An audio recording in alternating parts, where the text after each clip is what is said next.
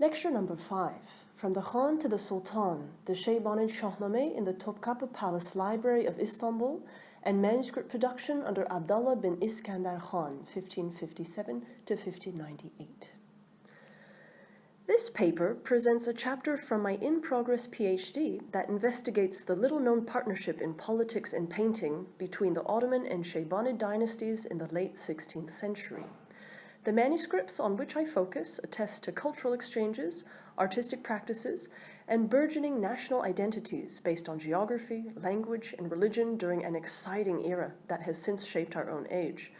One need merely mention last century's pan-Turkism across Central Asia and Turkey, as well as Sunni and Shi'i tensions in today's geopolitical arena in order to gauge the reverberations. Slide 2. Today I am providing an in-depth look at a copy of the Persian Shāhnāma epic of Ferdowsi located in the Topkapi Palace Library, numbered H1488. It rests mere meters from where it was bestowed over 400 years ago. Slide 3. It was originally produced in Bukhara in 1564, when the city was the capital of the Shaybānid Uzbek dynasty under Abdullah Khān, ruling Transoxiana and briefly broader Khorasan. The lavish manuscript was presented in 1594 by Abdullah Khān to the Ottoman Sultan Murad III. The giving and receiving of books is part of a long tradition of gift exchange across the Persianate sphere, and H1488 offers the most concrete proof of diplomatic and artistic exchange between the Ottoman and Shaybanid dynasties.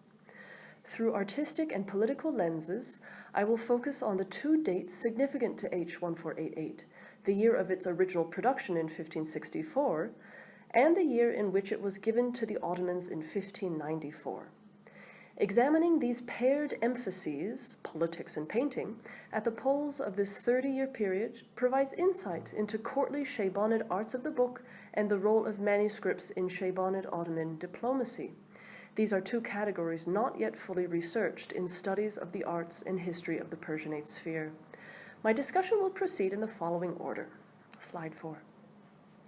The broader role of the Shāhnāma in the span of Shaybanid manuscript production, the artistic role of Shāhnāma manuscript H1488 specific to mid-century productions from Abdullah Khan Uzbek's Kitabkhane in Bukhara, and a final section on art and politics, gift-giving or pishkash, and political favors at play in H1488's transfer.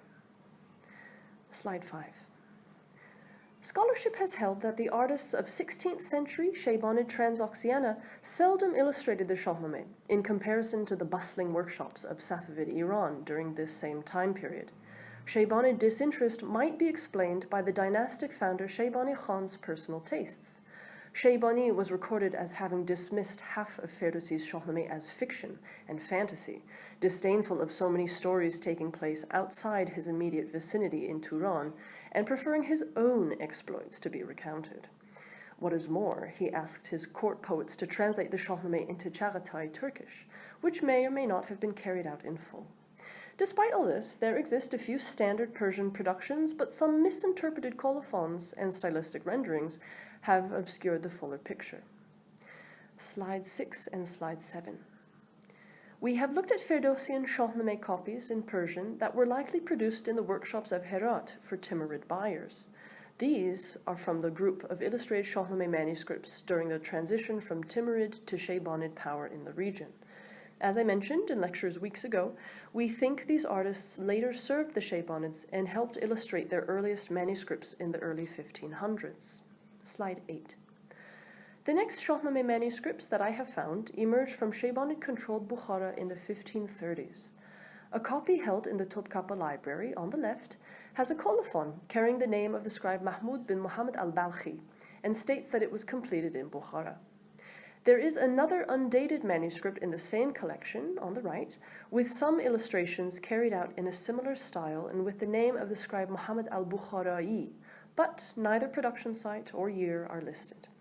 The illustrative style within these two manuscripts is foreign to Shaybanid workshops and suggests they were transferred to the Ottoman realm since they relate more to a group of truncated Shāhnāma productions for court and military elites, from a workshop posited to be in Baghdad, functioning between 1573 and the close of the 16th century.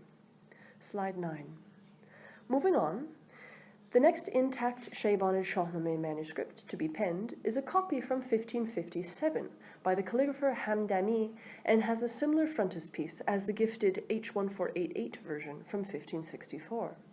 The illustrations to the Hamdani copy were added decades later after the turn of the 17th century. The dimensions and textual layout are similar in the two manuscripts. H1488 measures 33 by 22 centimeters. The 1557 copy is 32 by 23 centimeters. And in both, the text is written in 4 columns by 23 rows. In the mid-16th century, the Shaybānids appeared to turn their attention to Ferrusi's Shāhnāma. Slide 10. Although I cannot definitively link the Hamdani manuscript with Abdullah Khan as its patron, 1557, the year of its scribal completion, marks Abdullah's arrival in Bukhara with the intention to head the appanage there, so the coincidence seems significant. The Shaybānid political system at this point had been essentially a confederation or cluster of independent states, such as Bukhara, Balkh, Tashkent, held by individual dynastic clans paying homage to the Grand Khan based in Samarkand. After some infighting, Abdullah became the supreme Khan in 1583. Bukhara then rose in importance as a single capital of a newly emerging empire notable for its shift in centralization. Slide 11. Abdullah's patronage of H1488 in 1563 suggests that he personally directed his attention to Ferrusi's Shāhnāma while in the process of solidifying control. Dispersed leaves from museum and private collections, I have collated the pages and put them together here in this slide, point to the existence of perhaps 2 other copies, one from late 16th century Bukhara, 1570s has been suggested, but I think they date to the 1590s. The scholar Karen Ruadans calls it a modest offshoot of Abdullah's commission, but I do not believe this. Slide 12. Perhaps these pages are from other Shāhnāma copies. Scholars think they are from the 1590s, but in my final lecture, I will explain why I think they are from approximately 1620. Shaybānid works from the late 16th century have demonstrable roots from Khorasan as a result of Abdullah's conquest of the region, which was wrested from the Safavids and was held for a decade between 1587 to 1598, only lost with Abdullah's death and bringing about the end of his dynastic line. Slide 13. This is now a review of my second lecture on Shaybānid manuscript arts up until 1598. But we will now localize our discussion in the context of Abdullah Khan Uzbek's Kitabkhane in Bukhara during the 1560s. Yes, we can indeed speak of a Bukhara school in this time period. According to a classification scheme by the scholar Oleg Akimushkin, 1560s Bukharan painting is when the tradition really comes into its own. It becomes independent and does not copy older compositions from Timur Herat or works from Behzad. This first phase lasts up until 1529, at which point the Shaybānids took Herat from the Safavids, and Behzad's pupil, Mahmud Muzahib, along with others, offered their services to the Bukharan court and initiated a technically exquisite second phase spanning the 1530s through early 1550s. Continuing the mentor-student chain of training, Mahmud Muzahib's pupil, the artist Abdullah, dominates the third phase up until his death, posited to be sometime in the 1570s. Slide 14. H1488 carries stylistically unified illustrations attributable to this courtly Shaybānid artist named Abdullah, or other artists familiar with his characteristic style, emulating his techniques and figures to complete the 31 paintings for the manuscript. 29 other spaces have been left blank. Slides 14 through 17 are examples from manuscript H1488. In slide 14, we see Zol, who looks more like Rostam, lifting his opponent from the saddle before Manucher. Slide 15 is Nozar's second fight with Afrasiyab, and I'm not quite sure who is being cut in half. Slide 16 is the fire trial of Siyavush, and slide 17 is the murder of Siyavush from the Topkapi manuscript. Slide 18. Let's look at the components of H1488's manufacture. The colophon to it states that it was created in the workshop of the successful ruler Abul Qazi Abdullah Bahadur Khan in early Muharram in the year 972 Hijri, which corresponds to the 9th of August, 1564, in the splendid city of Bukhara by the hand of Muhammad Baqi, the scribe. Slide 19. The colophon binding and several illustrated folios repeat the name of the patron Abul Qazi Abdullah Bahadur Khan, or, that is to say, Abdullah Khan Uzbek, which we see in these details here. Slide 20. To date, Güner İnal, the former director of the Topkapi Library, has written the only extended analysis of H1488 in an article written over 40 years ago. It is the Shaybānid's only known courtly Shāhnāma version, with illustrations from the mid-century. Its gilded and embossed binding with a dragon pouncing atop a deer and hissing at a confrontational Simurgh above is the same as the cover to another royal Bukharan manuscript of Hatifi's Khamse from the library of the preceding ruler Abdul Aziz Khan. It is now in Paris in the Bibliothèque Nationale. Slide 21. Other courtly Shaybānid manuscripts attributed to Abdullah and produced for Abdullah Khan point to a productive partnership between royal patron and painter in the 1560s. There are a few Jaimee titles, such as Yusuf Zulaykha, Tufat al-Ahrar, Subhat al-Abrar, and many of Sa'di's Golistan and Bustan, along with a few other classical works in Persian. Slides 21 through 24 are examples of Abdullah the artist's work. In slide 24, we see a manuscript of the Subhat al-Abrar from 1564 to 65. This is significant to our discussion of the H1488 Shāhnāma due to having the same production circumstances, that is to say, the year, patron, and attributed artist. It also was gifted by Abdullah Khan at some point between 1577 to 1596 to the Mughal court, the Baburid court. The Shāhnāma of our focus here was presented to the Ottoman court with an intention to solidify an alliance when it was gifted in 1594. As the Shāhnāma manuscript has overt political overtones in its transfer, I will now discuss my final section on this gift exchange in more detail. Slide 25.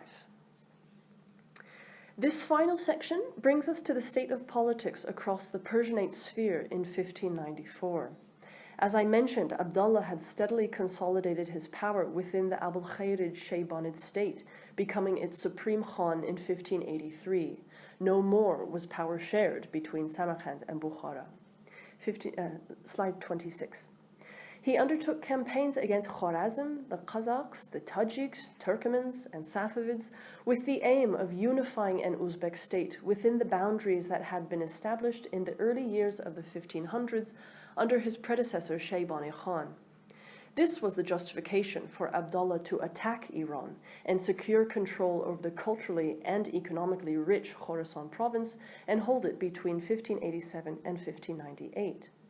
Slide 27.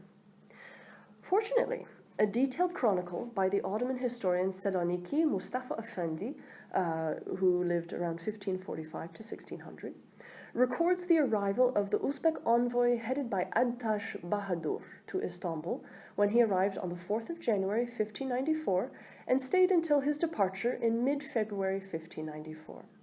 And, even more fortunate, its critical edition and translation into English has been prepared by William Samuel Peachey.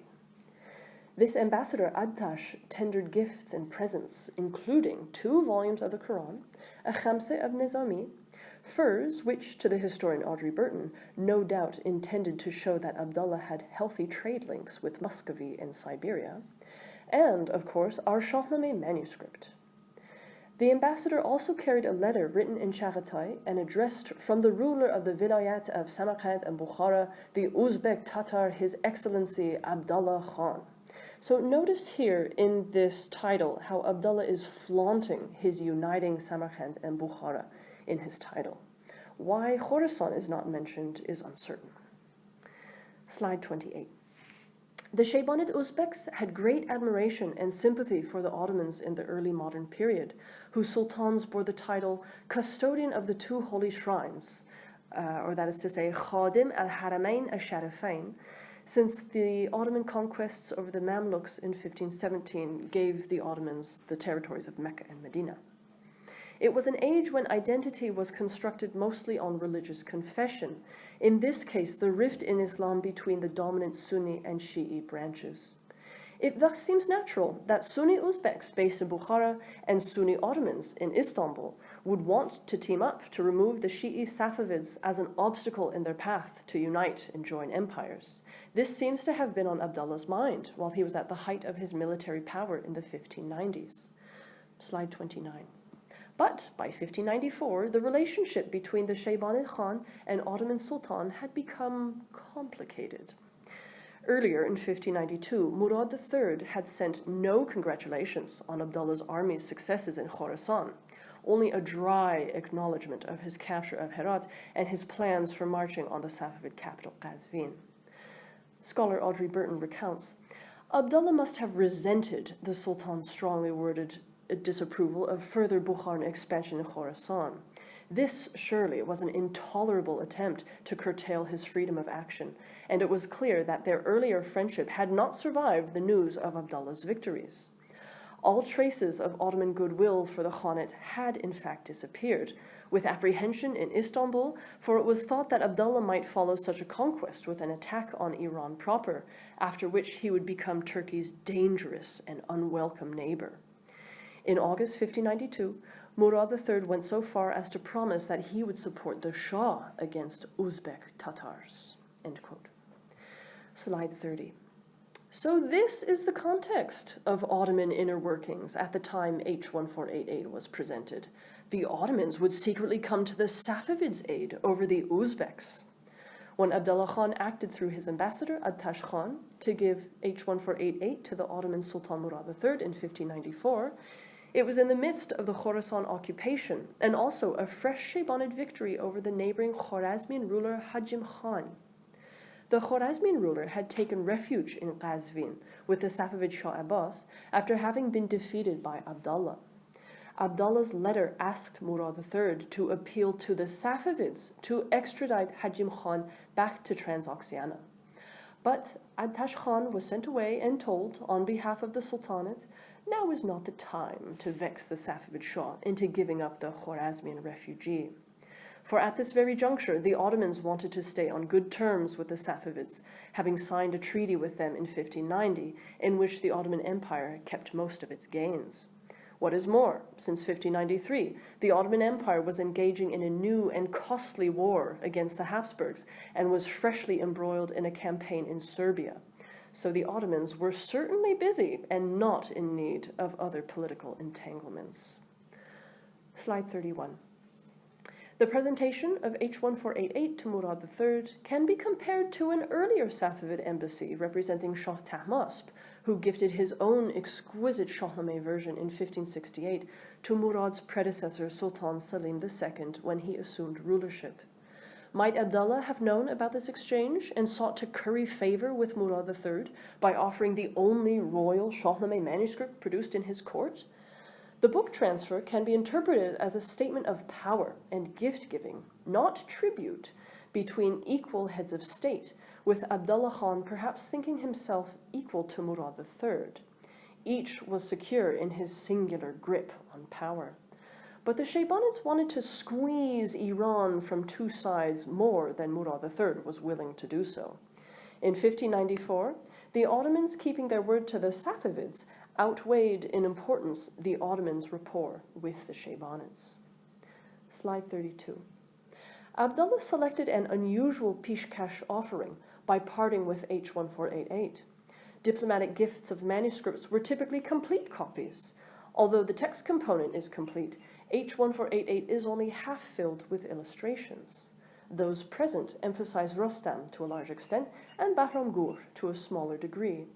It is as though the empty picture boxes invite the Ottoman Sultan to finish it, have the artists of the Istanbul Nakashhane fill it in, complete the planning and grand designs initiated by the Uzbeks.